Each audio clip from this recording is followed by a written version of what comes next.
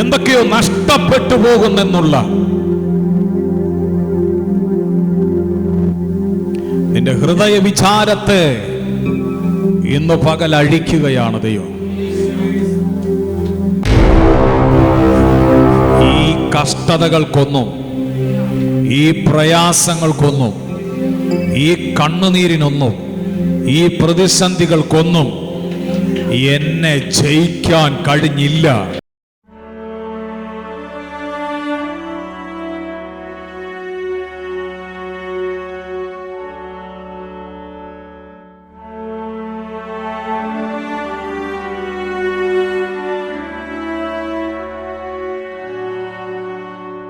പിശാച് ഇങ്ങനെ അകത്ത് ചിന്തയിടുകയാണ്, നീ ഒരിക്കലും എന്ത് ചെയ്യത്തില്ല, രക്ഷപ്പെടുക ഇല്ല, നീ ഒരിക്കലും ഇല്ലേ. അങ്ങനെയല്ലേ ചിന്തകൾ ഉണ്ടായിട്ടുള്ളത്.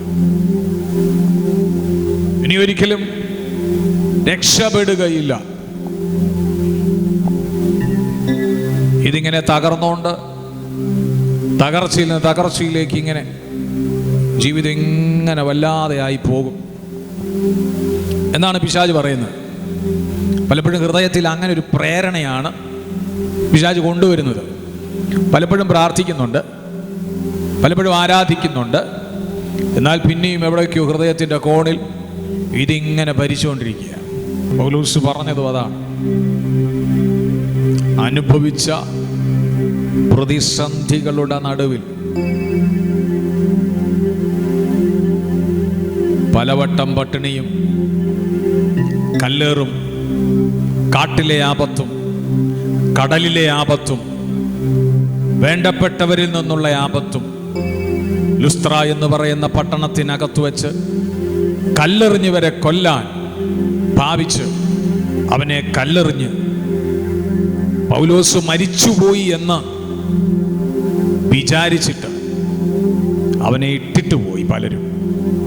പക്ഷേ പൗലോസ് പറയുകയാണ്, ഇതിനൊന്നും, ഈ കഷ്ടതകൾക്കൊന്നും, ഈ പ്രയാസങ്ങൾക്കൊന്നും, ഈ കണ്ണുനീരിനൊന്നും, ഈ പ്രതിസന്ധികൾക്കൊന്നും എന്നെ ജയിക്കാൻ കഴിഞ്ഞില്ല. ഉണ്ടോ നിങ്ങൾ എന്നോടുകൂടെ? അതിലൊക്കെയും പൂർണ്ണ ജയം എനിക്കുണ്ട്.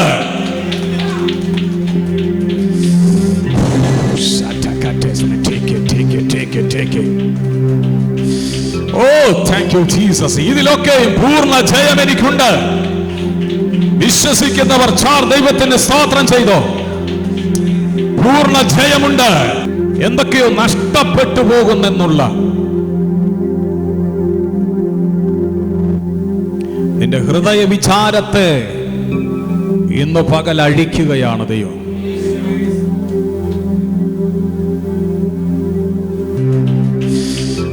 Thank you Jesus. ഇതിലൊക്കെയും പൂർണ്ണ ജയം എനിക്കുണ്ട്.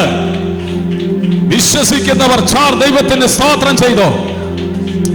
പൂർണ്ണ ജയമുണ്ട്.